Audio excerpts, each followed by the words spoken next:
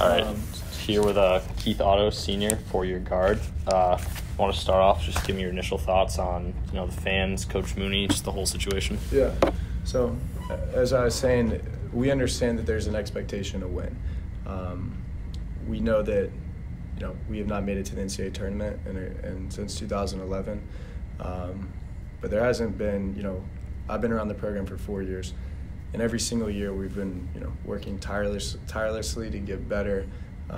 It's in the back of our mind. Of course, every one of our goals is to make it to the NCAA tournament. It's not like we're purposely trying to lose a close game or something like that. We're out there, busting our tails every single day.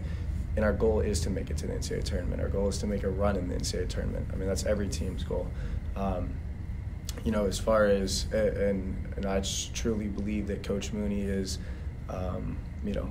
is the man for the job. He cares about each of us, like we're his sons. He's there for us. He's made every single one of us improve as a player. He's been to the NCAA tournament. He made a Sweet 16 run. He's been A-10 coach of the year. He's the all-time winningest coach in program history. There's nobody, that's better for the job than Coach Mooney. He's been around this program and he knows how to win. It's not like we haven't been winning either. We 2 years ago, we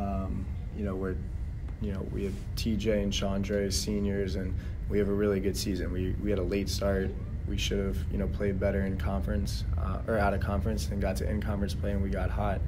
But what people don't understand is that, when you go, what are we at, 23-12, something like that. Mm-hmm. When you have that successful of a season, yeah, it didn't end in an NCAA tournament bid, but we had a great year. Of course, there's going to be a gap year, and I understand that we haven't been to the NCAA tournament since 2011. So the complaint is that there's been multiple chances. Mm-hmm. But when you lose the A-10 Player of the Year and one of the best guards in program history, you bring in a bunch of freshmen. Gilliard is a true freshman last year. Grant was a redshirt freshman. That's our core right there, and they're super young. They're as talented as can be. That's another credit to Coach Mooney. Those guys should both be playing high major basketball. They're at Richmond, and of course there's going to be a learning curve.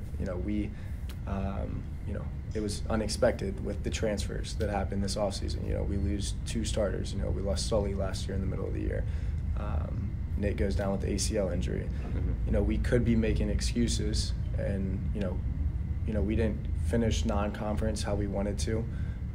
But when we got into conference play, all we've been doing is we've been in the gym 24/7. Like, we've been working as hard as we can. When we go out here for practice right now, we're just gonna we'll be flying around. And with a team that's starting a true sophomore, 2 true sophomores, 2 true freshmen, and a redshirt sophomore. I mean, to 4 out of our last 6 heading into LaSalle, a team we know that we can compete with and hopefully beat.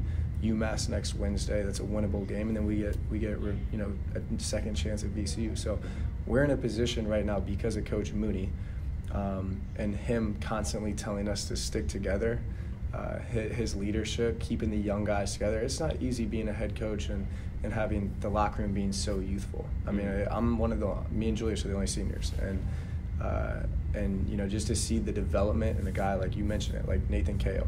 Nathan Kao would not be half the player he is today. 3 points a game last year. Yeah, I mean, and that's because Coach was on him, because he saw something in him.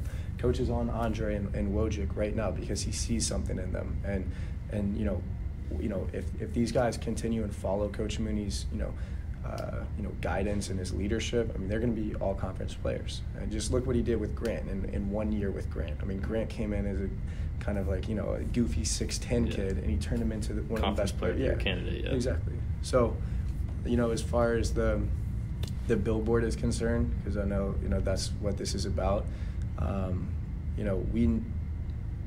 All we can do is focus on being in the gym, and that's what we're going to do, and that's what Coach Mooney tells us to do all the time. And if anything, as a player, as a senior, we know that we know that we have support of the fans. Yes, there's some fans out there that are doing something like this, which is, in my opinion, counterproductive maybe. Yeah, it's counterproductive. I mean, if they really support Richmond basketball, then they should get behind the players that are on the team right now, get behind the coach that has already led them to a Sweet 16, and we're on the verge of this. This year we're hot right now. Like we're finding our groove. The future, as you know, with Blake and then all these guys taking another step forward, and Nick coming back, future's unbelievable. Mm-hmm. And Coach Mooney has had to kind of reform the program a little bit with guys transferring. He's had to do late recruiting to get freshmen in. Wojcik was a late signing. Yeah, Buckingham. Exactly. You don't know that's coming. Yeah. And you never know that's coming. And so that's not on Coach Mooney. But Coach Mooney always takes responsibility for everything, even when it's not his fault. And that's something that I've learned as a senior, and is something that he's always taught me is,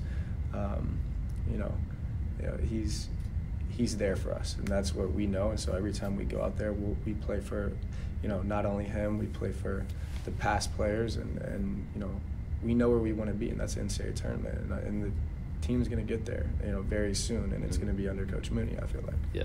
So you talked a little bit about, the fans, needing to get behind you guys. Do you feel like when you see something like this, it's almost like, obviously it's directed at Coach, but kind of a slight to you guys, what you guys have achieved? All we can control is, and of course we're on social media.